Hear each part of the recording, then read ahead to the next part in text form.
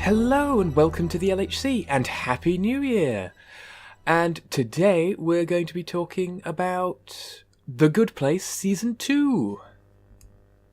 So, at the end of The Good Place, Hugh, you have this whole revelation where they're in the bad place.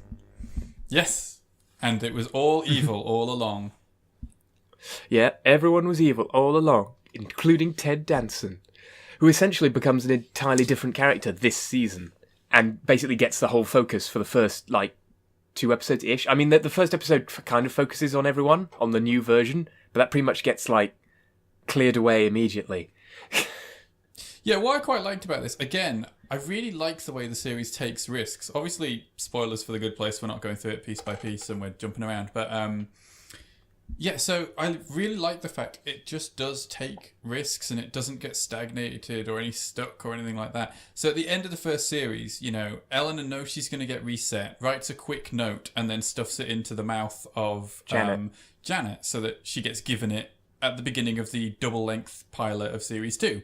So the double-length opener, you would have thought that the second series, if you'd asked me before it aired, be like, oh, okay, well, this time she's going to have a clue and they're going to work it out earlier and then they're going to be doing stuff behind his back and blah, blah. No, it's one episode. It's the first double-part episode. Yeah, and it just gets dealt with.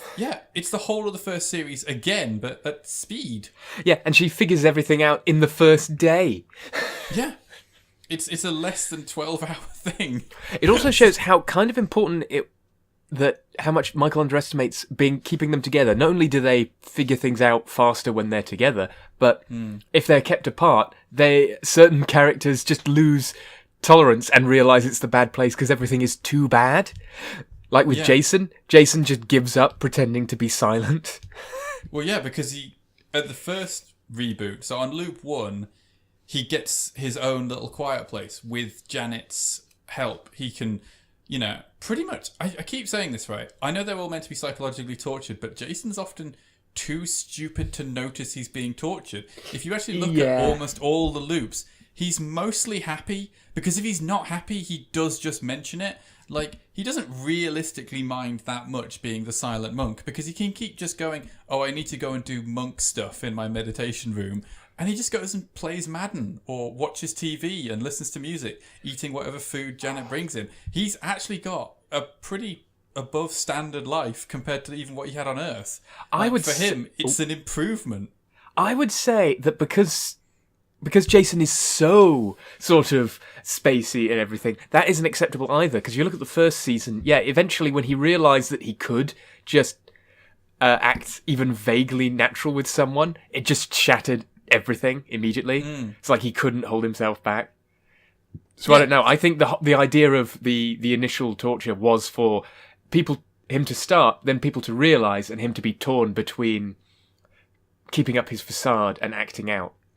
Yeah, and I do think that's, it's not an unreasonable thing, but if you just think of it as that's essentially his job, the thing you do that you don't really enjoy and that you wouldn't really choose to do, but you get the benefits in your personal life. But you'd have to be a bit smarter than Jason to realise that. I know he doesn't realise it like that, but he does essentially have just a bit of a semi-cushy job. It's annoying and he doesn't really want to do it, but he goes and he is silent for a few hours and then he gets to just go home and get anything he wants and he feels like. I think the main thing he has a problem with is loneliness at first, but he very quickly confides in Eleanor or just hangs out with Janet. I mean, that's part of the whole thing between him and Janet is that he confides in her and then they get on and they actually really do sort of work together. And I just don't really see it as being that much torture for him because I do think you have to have a bit more of a knowledge of what's going on around you to actually know. I am in no way denying that Tahani torture is absolutely effective. She's so torn all the time with wanting to be the best and being constantly found to be inferior in every way, either to Ellen. I mean, I absolutely love the thing of on the second loop onwards where he makes Eleanor wear the best person sash Yeah. in the party. Just so Tahani has to have this visual reminder constantly that someone is better than she is. And so yeah, Tahani, absolutely. And Chiti, he's torturing himself most of his entire life. And when he's in the bad place, he is torturing himself almost continually because, everything is, oh my God, I can't believe I'm in heaven and I don't enjoy it. There's something wrong with me. Yeah. I can't stand this. Or, I've just been given a soulmate, but it turns out she's not my real soulmate. And now I'm never going to be happy and I'm never going to find love. Well, exactly.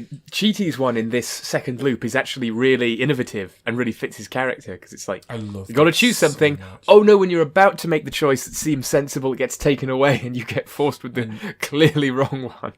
And of course, after you get forced with the clearly wrong one, everyone heard you talk about the fact that you were going to choose the other option. Yeah. Oh. So good. No, I do think, though, once they can drop the pretense of it being the good place, like, the second loop, I know it fails within 12 hours, but the second loop has some really bloody obvious triggers. Like, you'd never have got away with that in the first series because people would have just gone, well, it's obviously the bad place. Yeah. Because, the cheaty thing is absolutely perfect for really messing with him. And, like, the Tahani one of, here is your soulmate, someone who constantly will downsize all of your nice things because he thinks that you should live more sparsely and who really likes your sister. Yeah, exactly, and won't stop talking about her. And then here's also Eleanor, who is objectively better than you. Like in the first loop, she has to find that out by subterfuge, and then she looks and she's like, what? I'm like the second worst person here and Eleanor's one of the best. And it's really quite a, it's a big thing, and then she can't really talk about it. But putting Eleanor in the best sash thing, it does kind of throw it in her face too obviously, too quickly for it to be sort of a nice slow burn torture. And, Eleanor, I don't know, I always think Eleanor's a weird one because she's definitely getting tortured. It is sort of pretty horrible for her to try and hide it and everything. But realistically speaking, at the beginning, she's so, a selfish, horrible person that she doesn't really care that it's kind of screwing up everything for anyone else. She's just sort of worried about getting found out. That's the thing. Exactly, it's the thing that really ticks it off is that's the reason, because they mess up the whole sequence where Eleanor is supposed to be horrible in the party, and that causes stuff afterwards, which is what makes Eleanor realise that everything's bad. I think, though, the reason they find out, this is the thing, he talks about how, so I'm just going to skip a bit ahead and go, all of the many, many loops always fail. And when Michael's talking about why they fail, he says the thing he never factors in is that Eleanor does become a good person. Yeah. She actually does grow and evolve and, get help and become better, and then recognises that it's bad. But actually, I would say, from watching the montage, and I think the montage is possibly my favourite scene. So this is when we basically go through 800 different iterations. And every time, everyone keeps on forgetting. I love it's just a constant thing of Eleanor going, this is the bad way. And it's just weird. Yeah, of course. Yeah, but he says, you always worked it out and you shouldn't have been able to, and you only worked it out because you became a better person. I'm like, no, I do think some most of those loops, a lot of them lasted about 6 months. And if you just realise that you've been in heaven and for 6 months you've been miserable and it's all horrible, you would work it out. You don't have to be a genius. You don't have to be anything. It's not Eleanor. It's just that Eleanor realises that everyone else and doesn't entirely buy into the thing that it's just her fault that's causing it. Yeah. You got to remember, a lot of times in the first season, they do emphasise that. It's like, all the bad things are your fault, and everyone just agrees. Yeah. Well, mainly Chiti just agrees and Eleanor just agrees that does seem like that's the problem. Yeah, and I do think that was a very well done way of masking it for quite some time. And also, when other things go wrong, but for the other characters who don't know about Eleanor, or even though there's only two, it's just masquerading as Michael's incompetence or bad luck. Yeah, that's true. But no, the montage is the time when there's a giant pig trying to eat Chiti, and it's just this is the bad place. I love the thing with the clown. It's yeah, I love the clown. They're all hiding from the scary, scary clown. And then, of course, there's the even better one where Jason works it out. That is, that is genius. This is where he's like, wait, this is something, not quite right. I think maybe this isn't good. It's just Jason worked it out. This is a new low. No, I that's the thing. I love that little montage because it just shows the pure variety of the ridiculous nonsense Michael came up with. Like, especially when they're like, one of you's going to have to get into this giant monolith or something like that, you know, and it's just, it changes every time. But, so yeah, that's the truth. That's the second episode, which is probably where everything really started to click for me, because that whole thing of going through each one, and it also focuses on Michael a lot more. So you see Michael constantly trying to rejig everything, and he says, "Oh, I keep on lying. He thinks it's number 2." And doing stuff like, even better, where he says they don't realise this. No, they're all. The humans are now ready to be put into the good place, thinking that when it's actually the bad place, and the door's open, and Eleanor just walks in and just watching goes, "Did you say it was the bad place?" Like, this doesn't count. This does not count. And then I love, like, it's like number 89. So I've locked the door. Yeah. And everything's going now. This is going to be the last time we have to reset. It's going to be fine now. Apparently there's bits in season 3 where they refer back to this whole period of all the resets, which is kind of interesting. And it does get referenced in later episodes where they mention certain reboots. And I didn't realise they mentioned the lizard that's brought up in season 3 in this season. Yes, they do. The lizard that is your pet that just constantly craps on you. Yeah. But, so what happens after the end of that second season, though, is there's pretty much just a mutiny on Michael from the other, and I guess we're just, for the lack of any better term, we're going to call them demons. Yeah, this is the thing. I did think, at the beginning, you know, they say, "So are you a demon?" And he goes, "No, but if that's that's a bit racist, actually." Yeah. And, and I do think that was interesting, because he does say that, but then every bit later on, even between just the demons themselves, they call themselves demons. Like, "You're a demon, damn it." And then, like, "Did you have to punch an angel?" when he says he went to the good place to steal a Janet. Yeah. And it's just like, you're referring to yourselves as angels and demons. I can vaguely get about why you would call the good place angels if you're saying it's racist, because that's fine. But if you're, like, not wanting to be called demons, it's a bit weird that you suddenly then say it's fine. I mean, it's just one of the... It's only a very minor continuity problem, but it is a bit of a... You can't tell us that something's not the correct term and then use it. Exactly. But yeah, Michael and all the demons, as you were saying. Yeah, sorry. So yeah, Michael's getting a thing from demon. I totally agree with you on that. Yeah, I do think there's a lot of stuff that gets brought up early on in The Good Place that changes later on, and I don't think it's stuff that makes me angry or irritating, but it is noticeable. Really? Like what? Apart from that one, I mean, there's the demon one. There's the thing that I'm going to bring up later when we talk about Janet's arc in this one, is the self-destruct, how permanent and unavoidable it is.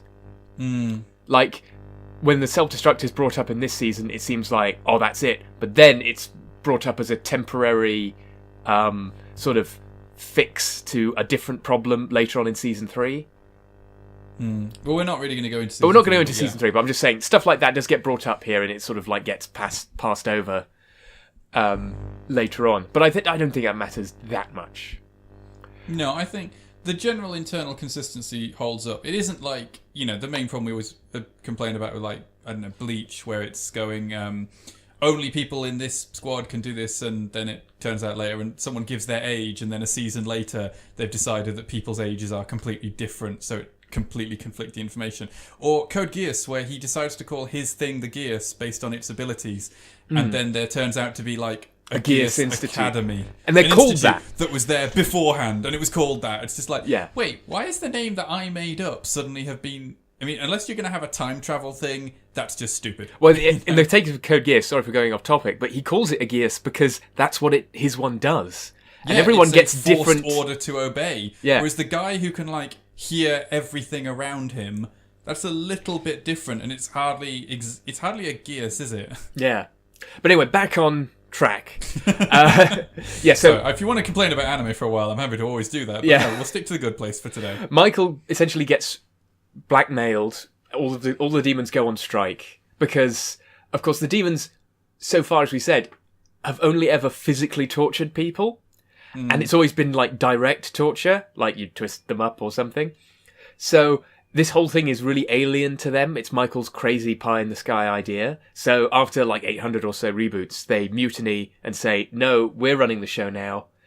And that's how it's going to be. Otherwise, we're going to dab you out to Sean, the head, Michael's boss.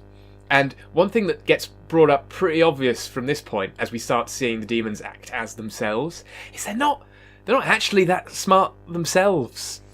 No, most really of the bad place demons.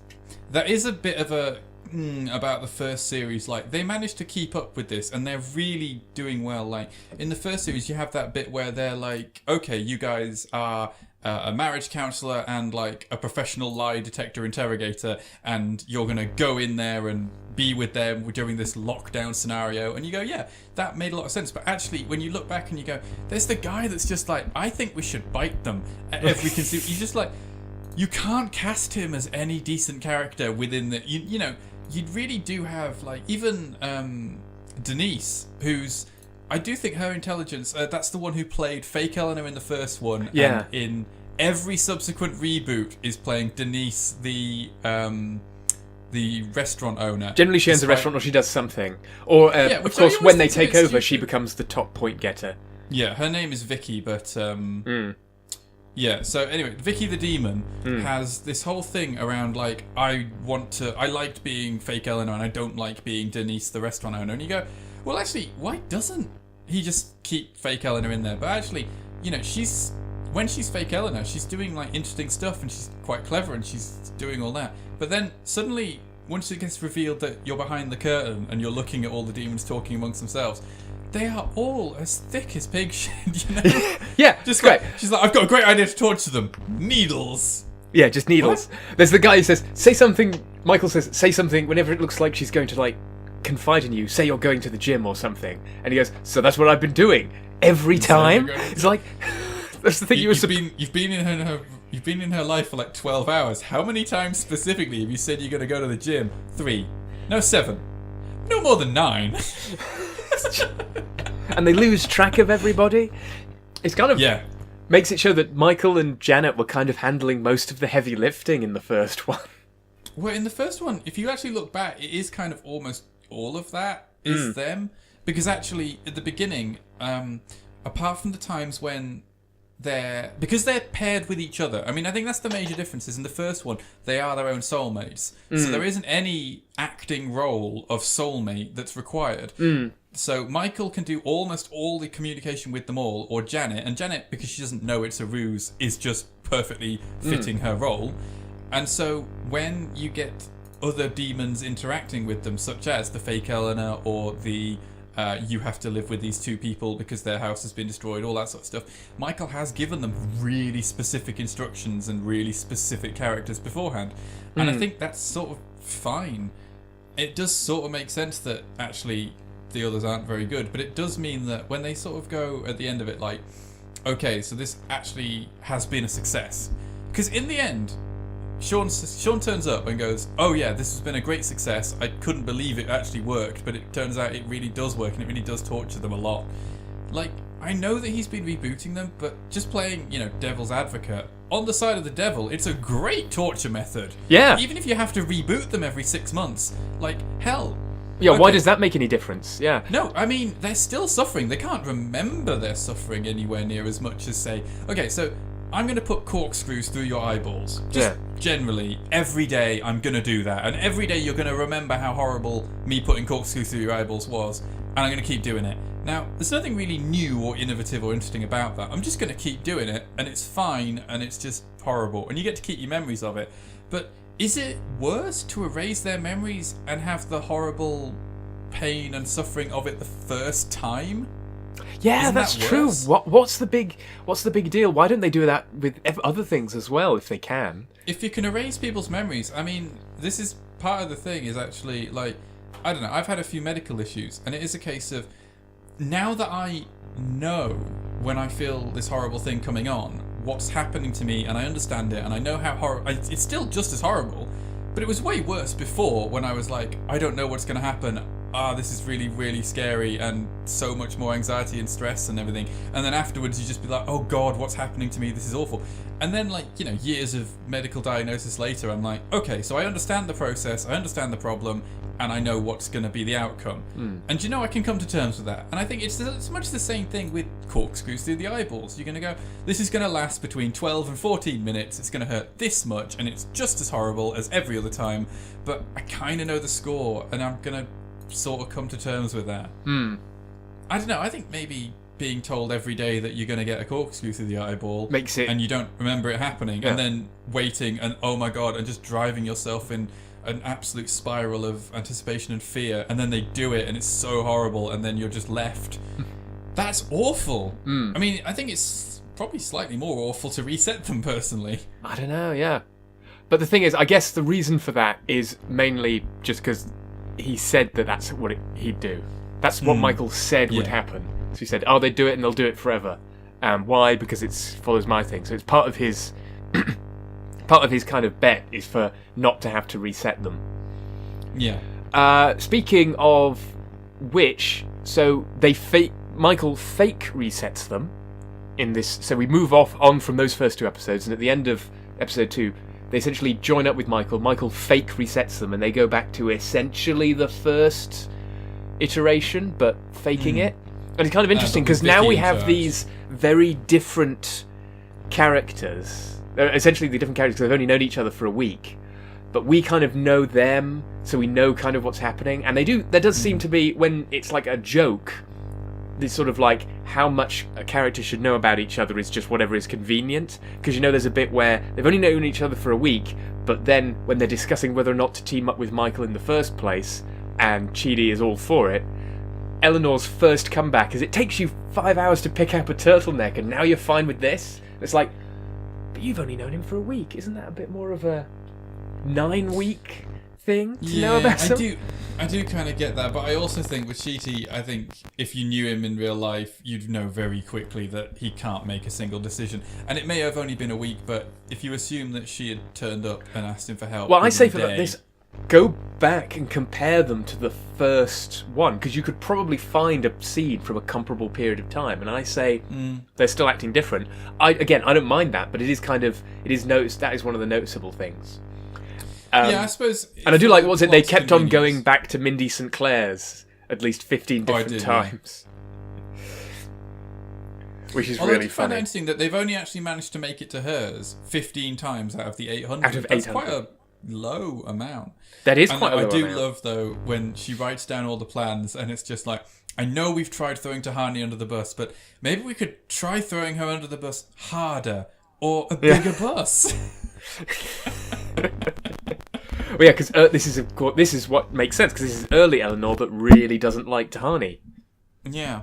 I do find Eleanor and Tahani's relationship quite interesting, to be fair. Oh, yeah, because it is weird, because Eleanor is attracted to Tahani. Oh, yeah. She just is, straight away, and that's brought up several times as one of the major, like, bisexual Eleanor things. But at the same time, she also kind of hates Tahani's personality. Yeah, but that makes sense, doesn't it? There are people fair enough, because I would also pretty much hate Tahani's personality. But although, interestingly enough, Tahani Al-Jamil, who was a party, like, event planner, as, like, one of her major things, as well as a person who raises money, but she does it she's portrayed by Jamila Jamil, who, one of her side gigs is running a company that is an event planning agency for people with differing physical abilities. Well, they did. I remember watching interviews with the Red Dwarf cast, and they basically were saying the reason that it works so well in a sitcom, because again, I just think it's obviously a very different type of show, but it's a very similar sort of setup. It's trapped. Four sitcoms people. In general rely on trapping a small number of people somehow. Well, not all, but yes, yeah. I don't know. That's the thing. Is like, if you look at this and Red Dwarf, it's basically there are only 4 real people, and they're in this situation. But the thing they were saying with Red Dwarf is they said part of the reason that it works is because everybody is kind of playing an extreme version of themselves.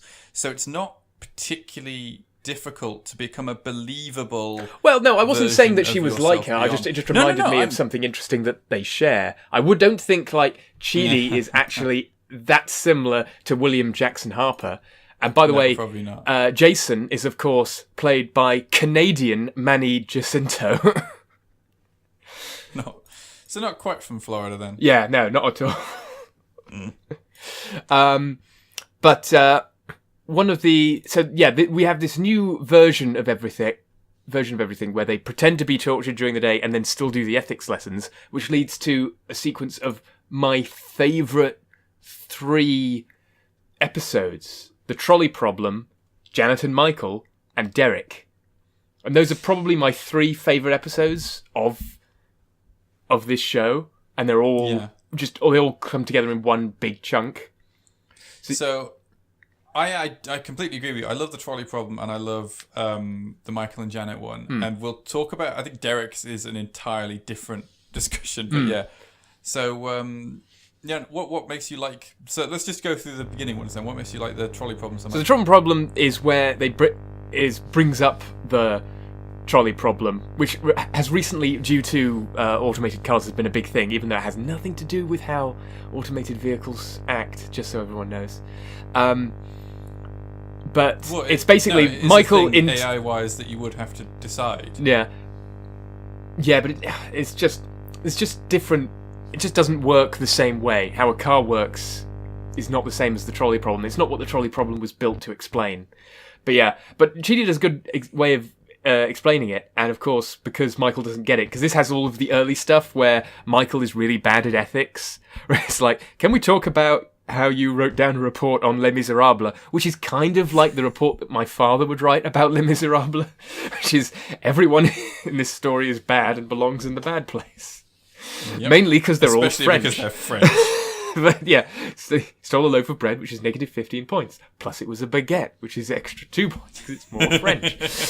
But it's just great. I also like how when they're explaining the trolley problem, and it does a good example of what the trolley problem is, Michael comes up with the whole thing of, right, so the problem is how we can kill more people. And I recommend sticking a bladed instrument out the side. And he just has him write down on the blackboard, people good. Yeah.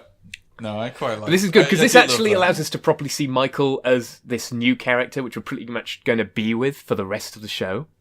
And I just like it actually shows a brief bit, which we have to get rid of by the end of this episode, essentially, of evil Michael, would probably actually have been a pretty good torture demon. The way he immediately just works out how to use the trolley problem to mess with Chidi is kind of ingenious and perfectly tailored to him.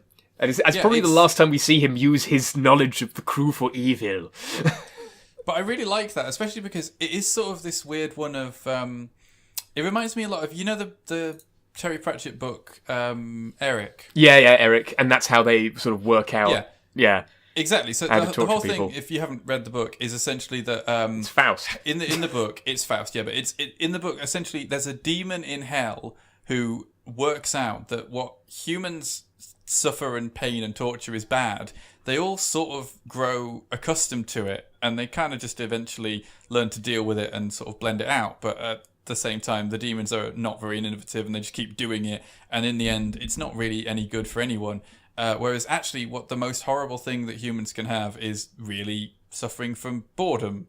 And it is that whole thing. It's once again, it's one demon, Michael in this case, basically works out there is a better way to torture these people. I don't think it's a better way, but I do think as a little side thing, it's nice and catered to Chidi, which is nice. Yeah. This is the thing. Now that you know they're being tortured, there's a few... Because this doesn't happen really in any of the first or the third series, but in the second series, because you know it's a torture and they can be a little more obvious. When they're designing the tortures for the individuals, they really can do some very clever, effective ones based on their personalities. So, we've already discussed the ones that were really effective about Chidi's, here are 2 soulmates, you have to pick one. And I absolutely love the Tahani one where she gets told in advance they're going to plan to torture you because they're going to ask you to throw a party, and then they're going to throw a better one to upstage you, and that is what's going to happen. And she could, in fact, just half-ass the party, just do something very simple and then kick back and just have a few hours to herself, just because, if you were told you are going to fail this exam, you wouldn't study. beforehand, if you said, "Oh yeah, no matter what, the questions are going to be things you can't succeed at. They're going to literally be impossible." You wouldn't study. You'd just go and do something else. I'd say Pretend you were Tahani studying and there then come into proves that it's not true, because Tahani was told that she won't be able to do something that she is very good at. So even when she knows it's a trick built so that it can't beat her, built so that she can't win, she can't think back on that. She thinks there's definitely going to be a way forward, which is why it's effective. Exactly. No, but that's what I'm saying is that actually, in most people's cases, if you were told that, you could just half-ass the thing and then get away with it and just pretend you're being tortured. But I think Tahani there proves that people don't do that. Yeah, but people don't do that. It depends on the person, but I think in this case, I really think it's very clever that actually it's such a good torture for her. It works even if you know about it. Oh, exactly. That's what's good about it. Works. Yeah. Even if she knows to do it, she's like, I can still do it. Yeah, she's just like, you're going to fail. And she goes, I know I'm going to fail, but actually, what if I don't? Like, if I put all my effort and really put all my hopes and dreams into this party, I will be able to upstage them. And then it's like, no, I'm sorry, they have an actual bear workshop. You aren't going to win. Exactly.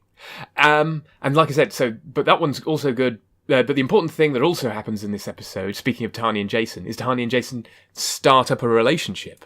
And then, because Tahani and Jason are so different, and because Tahani basically wants to hide Jason away and not tell anybody, and that makes Jason feel bad, they go to Janet for essentially marriage counselling, which I always like, despite the fact that she knows everything. She explicitly says she's not a medical professional and shouldn't be trusted.